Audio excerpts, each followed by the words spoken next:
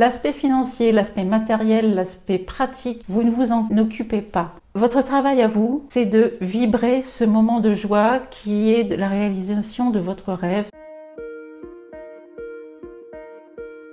Mon désir, ce serait de rentrer en Belgique, près de mes enfants, étant veuve, seule dans les Vosges, ça me paraît compliqué pour l'instant. Vous avez une intention, vous vous projetez dans 5 ans, vous êtes en Belgique, vous êtes installé, vous êtes avec vos enfants, vos petits-enfants, ça fait déjà un bon moment que vous êtes installé dans cette ville, dans cette maison, vous y sentez bien, etc.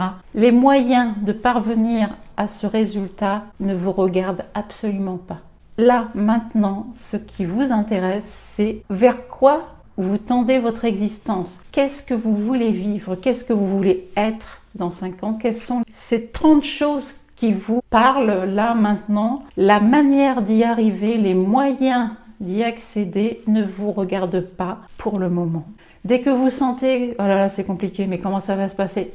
Envoyez « désolé, pardon, merci, je t'aime » en boucle, en silence, à l'intérieur de vous, pour couper ce mental qui veut contrôler ce qu'il n'est pas capable de mettre en place. Le comment, il va se présenter à vous à partir du moment où vous allez ouvrir votre regard, ouvrir votre cerveau à cette nouvelle possibilité. Lorsque vous vous dites c'est compliqué d'aller vivre en Belgique, vous ne regardez pas le résultat. Vous regardez seulement les difficultés. C'est ça le piège. Vous êtes focus sur les difficultés lorsque vous vous concentrez sur l'idée que ça va être compliqué. Concentrez votre attention sur le résultat, sur l'objectif, sur ce que vous voulez vivre, sur ce que vous voulez être. Et là, les opportunités, vous allez pouvoir les voir, vous allez les comprendre, vous allez les prendre et petit à petit, votre cerveau s'étant habitué à regarder les choses d'une autre façon, à fixer l'objectif plutôt que les difficultés, il va se mettre sur les choses qui vont permettre de réaliser ce rêve. L'aspect financier, l'aspect matériel, l'aspect pratique, vous ne vous en occupez pas. Votre travail à vous, c'est de vibrer ce moment de joie qui est la réalisation de votre rêve, la manifestation de ce rêve va prendre place à condition que régulièrement, quotidiennement, vous nettoyez vos peurs, vos doutes et tout ce qui empêche l'imaginaire de vous transporter vers ce moment. Plus vous allez rêver de ce moment, plus vous allez le projeter en vous avec toute la vibration positive possible, plus vous allez ouvrir votre esprit à ce qui est accessible aujourd'hui pour vous permettre d'entrer dans la réalisation de ce projet. Pour l'instant, vous vous êtes focus sur l'absence d'argent, sur les difficultés matérielles ou de santé, etc. Donc vous ne pouvez pas voir ce qui va vous permettre d'obtenir ce résultat. C'est un travail qui se fait quotidiennement. Il faut être patient avec soi, persévérant. Et vous allez voir que ça se met en place vraiment de façon pertinente. Des choses auxquelles on n'aurait pas pensé avant parce qu'on était tellement braqué sur autre chose, on se dit ben non, c'est pas possible comme ça. Mais si, il y a d'autres façons de faire, si, il y a d'autres moyens de parvenir au résultat, mais on est trop concentré sur ce qu'on a l'habitude de générer quotidiennement. C'est pas toujours facile pour moi de lister ou d'écrire ce que je veux pour le futur. C'est pour ça que ça demande du travail parce que on a pris l'habitude de cacher, de planquer nos souhaits. On se dit que c'est pas le moment, qu'avec tout ce qui se passe, pourquoi maintenant? Toutes ces phrases-là, vous les nettoyez avec désolé, pardon, merci, je t'aime. Et je dirais, plus la situation autour de nous est compliquée, douloureuse, plus il faut se plonger en soi pour trouver ce qui nous fait vibrer de façon positive. Puisqu'à l'extérieur, c'est le chaos, on va chercher en nous ce qui apporte de la joie, ce qui apporte de la lumière. Quand on se concentre sur ses rêves, qu'on prend du temps pour s'écouter, pour écouter cette petite voix intérieure qui nous explique que on a envie d'aller passer une journée au bord de la mer, quelque chose qui vous fait vraiment vibrer, qui vous fait plaisir, une chose à laquelle vous n'osez plus penser, mais qui va revenir en pratiquant la formule désolé, pardon, merci, je t'aime, sur vos doutes, sur vos peurs, sur vos craintes. Nettoyez, nettoyez, nettoyez avec Ho'oponopono, posez et laissez sortir. Ce sera peut-être demain, ce sera peut-être après-demain, ce sera peut-être dans une semaine ou dans un mois. Permettez-vous de prendre le temps de laisser jaillir ces rêves que vous avez mis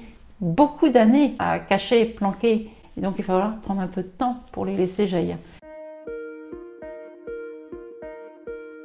Le fait d'être très focus sur un souhait ou un désir, on risque pas de tomber dans le overthinking et du coup un déséquilibre d'énergie. Ce que je vous dis, c'est d'être le focus le plus souvent possible, 1 à 2 fois par jour, sur le souhait, sur le rêve, sur ce que vous souhaitez mettre en place. Au début, ça demande de le faire régulièrement parce qu'on n'a pas l'habitude de ça. On a plus l'habitude de se projeter dans le négatif. Alors, overthinking en français, c'est d'être obsédé par quelque chose, d'être vraiment tellement dans l'idée, c'est ça que je vis, on ne pense plus à rien, on est complètement obsédé. Lorsque vous faites cet exercice et que vous cherchez à vibrer de la joie, du positif, quelque chose de vraiment très agréable, vous n'êtes pas dans l'obsession. Vous êtes dans une énergie qui va vous porter. Et on n'a pas tellement l'habitude d'être dans cette vibration haute qui transcende, qui transporte. Et tout de suite, il y a le mental qui arrive en disant « Oh là là, tu n'as plus la tête sur les épaules, tu es en train de rêver, reviens vite sur Terre, c'est pas comme ça que ça se passe dans la vie réelle. » Ça, c'est de l'obsession. L'obsession du mental qui est toujours de nous ramener aux choses les plus désagréables. De se projeter régulièrement, c'est aussi une histoire de vibration. C'est une histoire de connexion intérieure avec l'espace où siège notre moi profond. C'est une connexion avec ce qu'on nomme l'intuition. Ça n'a rien à voir avec la connexion avec le mental qui, lui, finit par créer une espèce d'obsession. Quand il fait ça, nettoyer avec la formule du Ho'oponopono. Quand on se projette dans quelque chose qui nous plaît, quelque chose qu'on trouve génial, qu'on se dit mais c'est ça que j'ai envie de vivre, c'est ça que j'ai envie d'être, ça crée une énergie très différente et ça ne déséquilibre pas, au contraire, on rééquilibre enfin notre existence par cet apport d'énergie positive. On vit sur un plan matériel et en ce moment la négativité elle est partout, elle explose, donc il faut amener l'équilibre grâce à ce focus intérieur.